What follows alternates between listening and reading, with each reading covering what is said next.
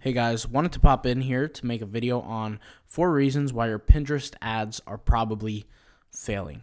All right, so now I wanted to get into this for the people that are not subscribed to the Pinterest course, the Pinterest advertising course. I'll leave the link in the description, not necessarily promoting it, just kind of mentioning it because I have to keep in mind that everybody watching this right now advertises differently. And everybody has their own strategies to be able to advertise. And my strategy is very simple. But I'm going to tell you about the things, the reasons why people are failing aside from my strategy. I'm taking everybody's strategies into consideration.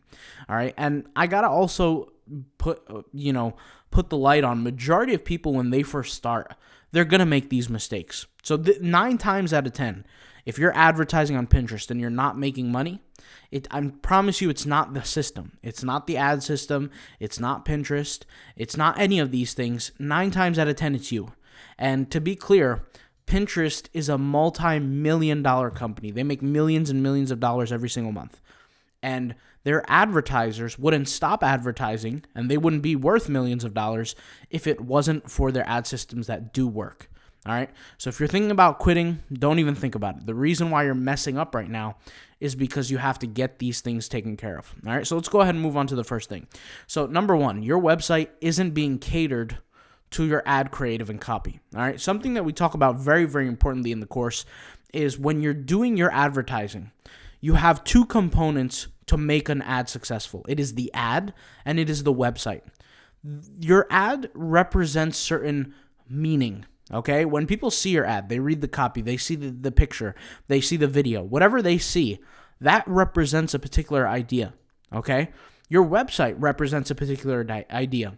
If your website isn't being catered to the audience that's receiving the ad, this is a huge problem. I'll give you an example to make this a little bit more clear. Let's just say you create an ad with a main offer of buying 2, get 1 free. Okay, this is a deal that I always recommend people to do, especially if you're a beginner. It's one of the easiest ways to convert. Buy 2, get 1 free offer. Okay? If a customer goes to the website and you haven't really configured that offer, they're not going to buy the product. The ad is not going to work. Why? Because consumers need to be able to see the messaging that correlates, right? So, for example, you set up the ad, but nowhere on the website is there proof of this idea of buy 2, get 1 free, right? There's no concept of it. So what are you going to do?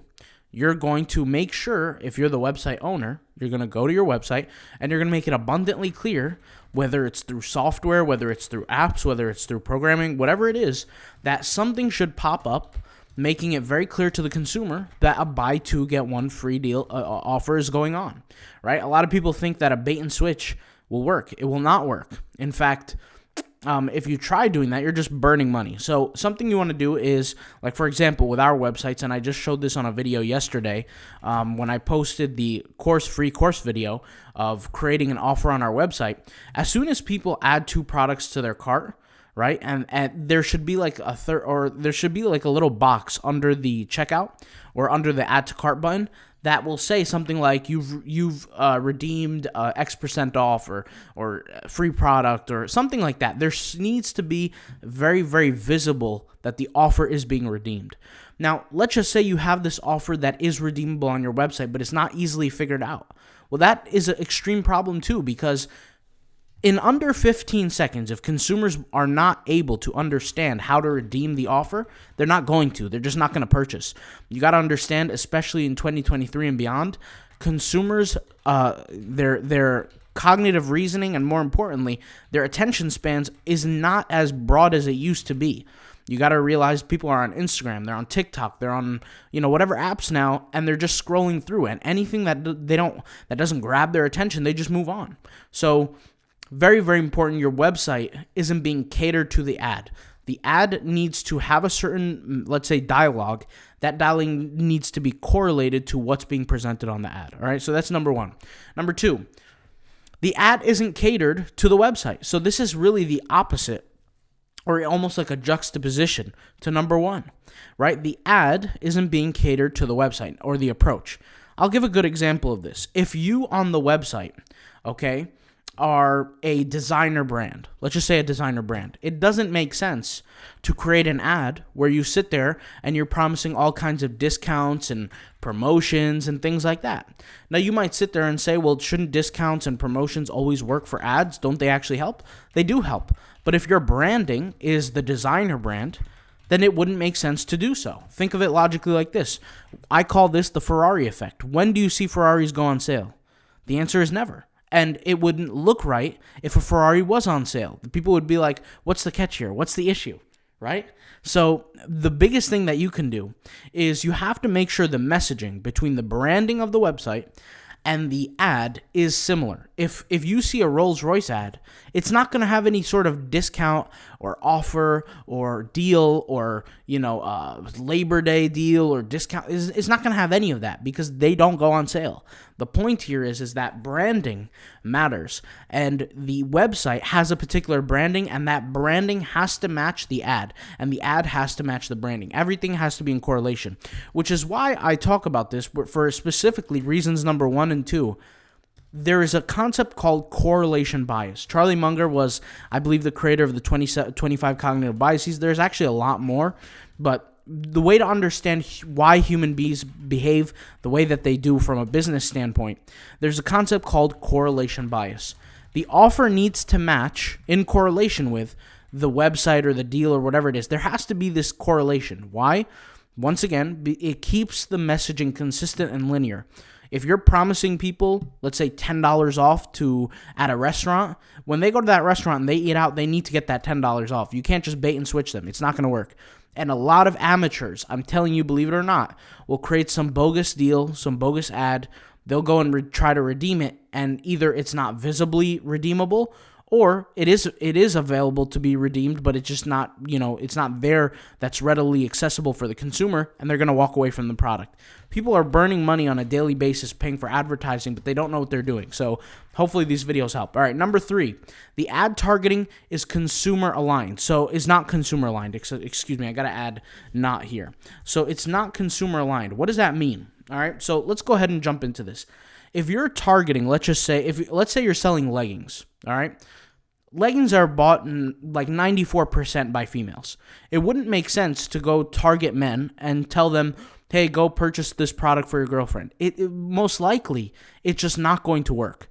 The targeting needs to be done properly, which once again, I've spoken about this in the course. The whole course is based on micro-targeting. We don't go into large, broad targeting. Most people mess up when they do large, broad targeting because large, broad targeting is very, very open. You're going to have to spend lots of money before the algorithms on Pinterest, even Facebook, are going to optimize before they find your ideal consumer. Now, once again, I'm paying a little bit more upfront to these ad platforms to micro-target and to laser target, to be very, very specific with my targeting, right? Simply because I want to be able to save money longer down the road. And the way I do that is by increasing my conversion rate. I can't do that if my conversion rate is low and I'm getting a whole bunch of traffic that is not aligned with the targeting of my audience or the targeting that my ad and my audience requires. So once again, a good example, if I'm selling leggings, right, I need to target females. I need to figure out what are the female demographics that are purchasing leggings online. That's the only thing that makes sense to logically do that. All right, so these are some ideas. Let's go ahead and jump into number 4, which is the last, and then I'm going to give you guys a bonus here at the very end. Number 4, the website is not currently optimized. So let's jump into this. If your website looks like it was old, if it looks like there's images that are pixelated, if it looks like the reviews are fake, if it looks like if the website is not designed properly, and some of you guys should take an SEO course for the different links and things like that, how to organize your website's collections, things like that. If the website is not optimized, if it's not built to perfection, this is a problem. This is going to hurt your conversion rate. There's been this idea or this mantra almost online on YouTube videos where people create these websites in 30 minutes, they go advertise them, and they make $10 million. The reality is that doesn't happen.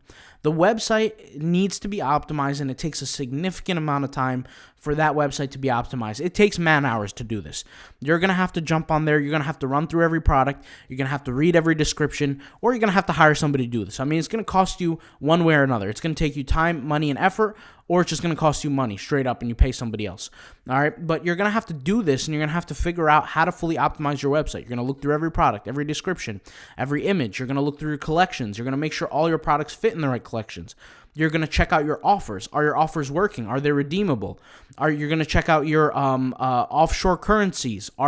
Is your payment processor working? You have to go through every single step of the website and the consumer essentially span to figure out where are consumers falling off. Once you figure out that, your website is going to be optimized. You're going to have a high likelihood for success. All right. So those are the 4 reasons probably why your Pinterest ads are failing. It's no easy task to get this done, guys.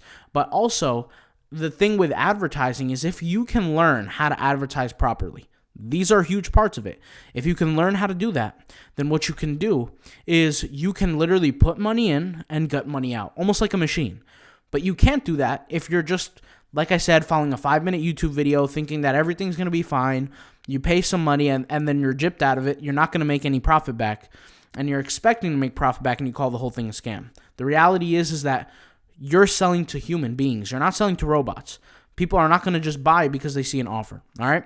So let's go ahead and jump into the myth. So there's this myth going on, or I guess you could call it a hoax, on YouTube, not just YouTube, but all over the internet pretty much, where you commonly see videos about winning products. Like, where can I find winning products? This idea of winning products. You see this in the Shopify spectrum a lot. You see this on AliExpress drop shipping. I mean, you see this all the time. You just type in winning product on YouTube, you're going to see millions upon millions of videos.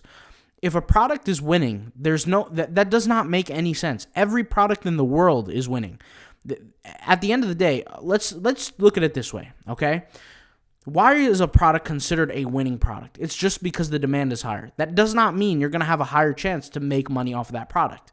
So people will say, here is, let's say, the top 10 products, winning products of October or November or December, whatever. And what they do is they bank off of the views, thinking that, they're getting a lot of subscribers and things like that. But they know the reality. There's no such thing as a winning product. A product is winning based on the ad and the website together. It has nothing to do with the actual product. There can be an individual, it has everything to do with the marketing. There can be an individual who can make billions of dollars selling toilets. There's another person who can make billions of dollars selling cement. Those are not winning products. They will never be quote unquote winning products, or what the media deems as what is a winning product, but yet they can make millions of dollars. So the reason why I want to say this is that if you see a video talking about winning products, the reality is that every product is winning. It only depends on the marketing. The marketing is what creates a winning product. It has nothing to do with the actual product. Anything can be sold. All right? So that's pretty much it. I'll talk to you guys later. Thank you guys for watching. Peace out. Bye.